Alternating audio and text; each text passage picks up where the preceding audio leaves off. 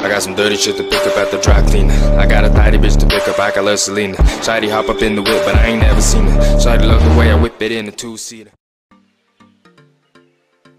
Hello everyone, kembali lagi di channel Autodidak, tempat kita belajar secara mandiri. Pada video kali ini kita akan memulai tutorial pemrograman bahasa Python part 1. Nah, kenapa kita memilih Python atau apa itu Python?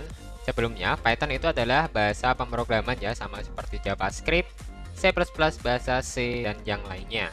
Nah, kenapa kita menggunakan Python? Yang pertama, karena bahasa pemrograman Python itu salah satu bahasa yang paling mudah dimengerti. Dan dia bahasanya termasuk yang simple ya, dan mudah dipelajari nih. Jadi untuk pemula sangat cocok untuk menggunakan bahasa pemrograman Python. Yang kedua, alasannya adalah karena gratis. Python itu gratis. Dan yang ketiga, Python itu dynamic, yaitu bisa untuk fungsional, object oriented, dan lain sebagainya. Kemudian Python bisa digunakan di multi-platform. Jadi banyak platform yang bisa menggunakan Python. Nah, kemudian alasan yang terakhir karena kedepannya nanti di dunia pemrograman itu sangat banyak yang akan menggunakan atau memakai bahasa pemrograman Python ini. Nah, gimana cara menggunakan Python? Tenang dulu. Yang pertama, kita harus menginstalasi Python itu sendiri. Nah, kita memulai dengan download Python. Kita search di Google aja yang namanya Python seperti ini. Kita tulis Python, kita searching. Nah, kita pilih python.org ini. Kemudian di sini ada yang namanya download. Nah, di sini Python yang terbaru adalah 3.10.2. Nah, terserah teman-teman mau menggunakan yang mana. Ini kalau laptop saya menggunakan Windows, jadi saya akan mencoba untuk menginstal Python 10 yang untuk Windows ini. Coba kita install saja. Untuk Python 10-nya ternyata yang paling update adalah Python 3.10.2. Nah, kita lihat saja di sini dia sudah terdownload ya. Oke, kita lihat di download ini. Nah, ini ya. Kemudian di sini kita coba install saja, double klik di sini, kita install Python. Nah, di sini ada pilihannya yang bawah yaitu add Python 3.10 to path. Nah, ini sangat penting ya, karena kalau kita tidak memilih yang ini, nanti kita akan menyeting environment di path untuk menjalankan Pythonnya. Jadi kita checklist saja di add Python 3.10 to path, kemudian kita klik yang install now yang secara otomatis, atau kita pilih yang custom installation. Jadi kita memilih lokasi. Coba kita pilih saja lokasinya. Kita bisa browse di sini. Kita kasih lokasinya di user PC ini di C. Kemudian kita make new folder aja di sini, yaitu kita tulis Python 3.10. Oke. Bisa kita oke. Nah, kita akan menginstalnya di sini. Kemudian kita checklist semua aja, install for all user, kemudian download debugging symbol, download debug binaries, dan lain sebagainya. Oke, tinggal kita klik install aja di sini. Nah, di sini ada notifikasi, tinggal kita yes saja untuk progress, setup progressnya installing Python. Nah, kita tunggu sampai selesai.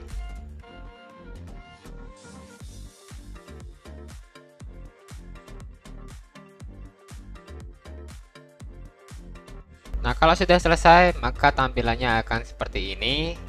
Tapi biasanya kalau teman-teman baru pertama kali install Python, dia akan tampil disable path length limit. Ada pilihannya seperti itu.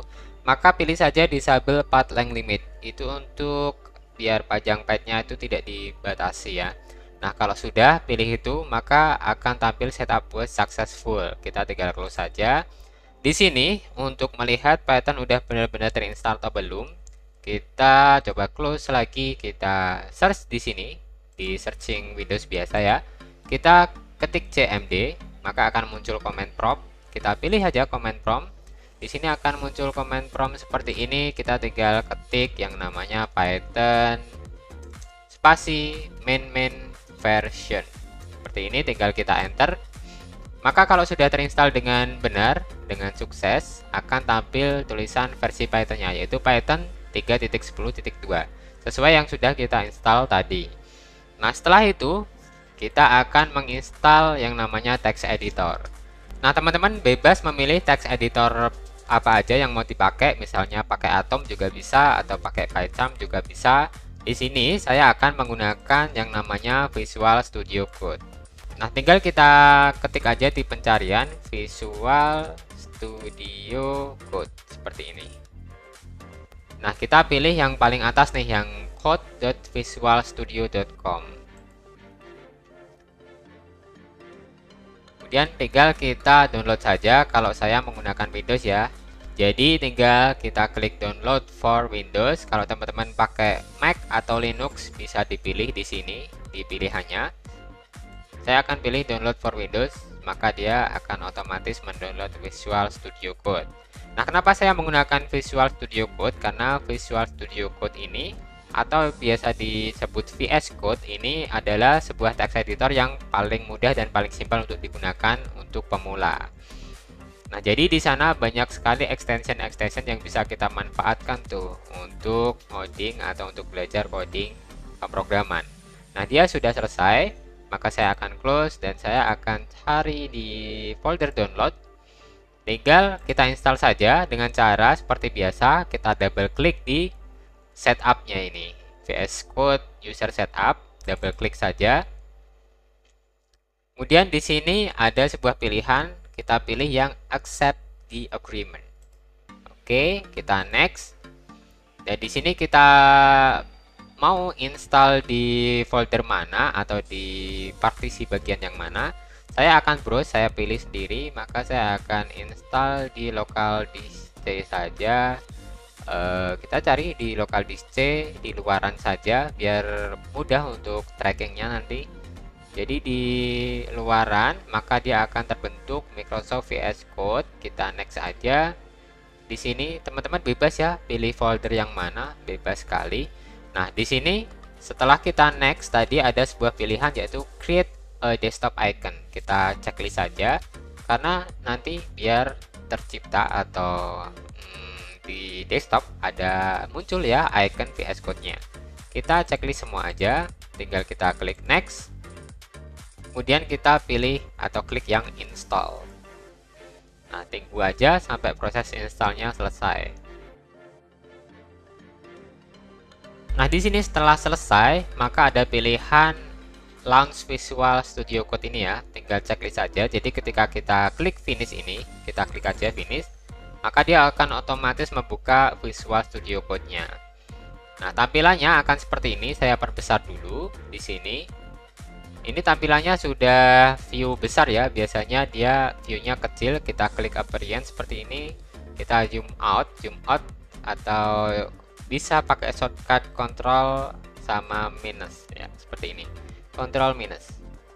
Nah, biasanya tampilannya sekecil ini ya tulisannya. Nah, untuk memperbesar tulisan kita klik view, kemudian appearance lagi, kita bisa zoom in. Jadi ini pilihannya zoom in, zoom out, atau reset zoom. Oke, tinggal kita zoom in aja. Kita perbesar sampai mudah terlihat. Nah, di sini tampilan pertama adalah get started. Kita silang aja, kita close. Kemudian yang pertama saya akan membuat folder. Jadi kita klik Explorer di sini. Di sini ada sejumlah menu bar sama di atas juga yang bisa kita gunakan. Kita pakai menu bar yang kiri, klik yang Explorer. Kemudian kita open folder. Nah, di sini kita pilih saja bebas mau membuat folder di mana. Kalau saya coba membuat folder di local disk G ini ya. Kemudian akan saya klik yang di sini new folder.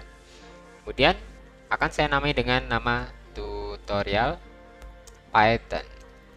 Seperti ini. Tinggal kita select foldernya dan kita select folder di sini. Nah, maka di sini secara otomatis akan membuka tutorial Python.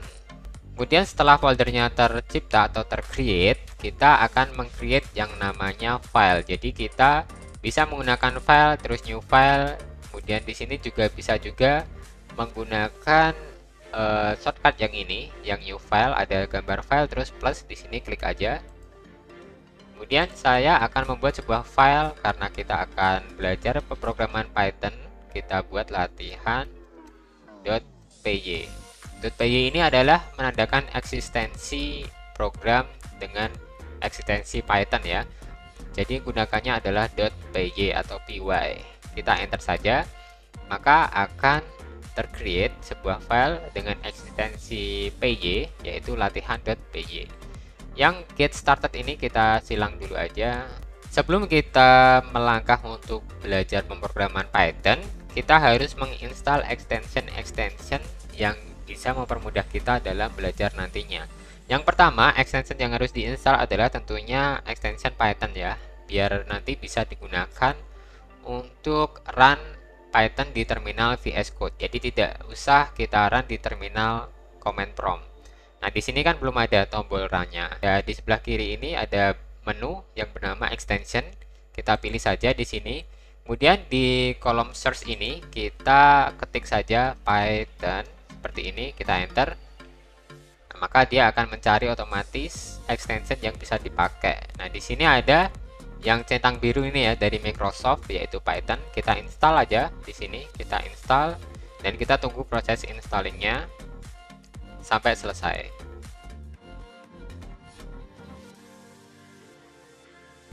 Jika sudah selesai, maka dia akan tampilannya seperti ini ya. Dia sudah terinstall, ada tanda disable dan uninstall. Kita lupakan saja itu. Kalau kita klik nanti uninstall lagi ya. Tinggal kita silang saja. Jadi kalau di VS Code yang baru, kita tidak usah mengisi path atau environment-nya untuk instalasi Python. Dan di sini kita klik lagi di Explorer, di menu bar sebelah kiri ini. Kita klik lagi di Explorer. Kita masuk ke latihan.py. Di sini kita tes saja apakah sudah bisa terinstall atau belum. Kalau sudah terinstall, itu indikasinya adalah ada simbol segitiga ke arah kanan ini. Ini namanya adalah run Python file, untuk ngerun file berbentuk Python tanpa ngerun di terminal CMD. Jadi langsung di terminalnya VS Code. Akan saya contohkan, misalkan saya akan menampilkan, yaitu kalau di Python untuk menampilkan kita cukup tulis print seperti ini, kemudian dalam kurung tanda petik atau double quotes kita tulis hello world seperti ini. Tinggal kita save. Kalau nggak di save juga bisa, tinggal kita run. Run itu tinggal kita klik yang segitiga ini, segitiga ke arah kanan. Oke, maka dia akan terang di bawah ya. Untuk terminalnya kita bisa turunkan seperti ini. Dan untuk memperluas pandangan, kita juga bisa minimize Explorer-nya. Tinggal klik Explorer lagi, maka dia akan minimize otomatis. Kemudian terminal ini juga kita bisa pindah ke sebelah kanan tampilannya. Tinggal gimana? Kursor kita arahkan ke bagian atas terminal ini, kita klik kanan, kita move panel right. Oke, maka dia tampil seperti ini dan juga sudah tampil tulisan yang sudah kita buat tadi, yaitu Hello World. Nah, di sini tampilannya masih sangat standar ya. Simbol atau icon Python-nya juga masih berwarna biru-biru. Ini seperti ini icon-icon standar. Maka akan saya percantik atau perindah tampilannya. Kita hapus dulu yang sini. Kemudian kita pilih extension lagi. Saya akan menginstal sebuah extension lagi yang bernama VS Code Icon. VS Code spasi icon. Nah, di sini pilih aja yang paling atas yang simbol atau ikonnya seperti ini. Oke, saya klik. Nah, dia seperti ini. Tinggal kita install saja. Dan tunggu proses installingnya selesai. Nah, ini proses installing sudah selesai ya. Kita pilih yang bagian atas ini, set di Visual Studio Code ini yang default. Dan kita set icon VS Code icon. Oke, seperti ini. Dia sudah terinstall. Kemudian coba kita lihat di file kita. Kita kembali ke Explorer. Kita silang saja yang extension ini. Maka lihat tampilannya, icon Python-nya juga sudah lebih variatif, lebih berwarna ya, lebih cantik. Dan ini tidak berlaku di icon Python saja, tapi ini nanti berlaku di semua icon. Misalkan teman-teman membuat file JavaScript, HTML, dan lain-lain, maka ikonnya nanti lebih bagus tampilannya. Nah, ini VS Code versi baru itu lebih mudah ya, jadi kita tidak usah setting-setting di JSON, atau biasanya kalau di VS Code lama, kita harus setting dulu di workbench icon atau workbench untuk tampilan-tampilan di setting.json. Tapi kalau VS Code versi terbaru ini yang baru saya install tadi, versi yang paling baru terupdate, maka dia cukup menginstal extension saja dan bisa langsung digunakan. Oke, seperti ini dulu tutorial instalasi Python, yaitu Python terbaru 3.10.2 tadi. Kemudian kita juga sudah menginstal VS Code serta kita sudah menginstal extension apa aja yang kita gunakan dalam belajar pemrograman Python ini. Oke, semoga video ini bermanfaat bagi teman-teman dan bisa menjadi referensi. Jangan lupa saksikan update video tutorial pemrograman Python yang part-part selanjutnya di playlist ini. Nanti link playlistnya akan saya cantumkan di deskripsi video ini. Jangan lupa saksikan video saya yang lain di channel Autodidak, tempat kita belajar secara mandiri. Sampai jumpa dan wassalamualaikum warahmatullahi wabarakatuh.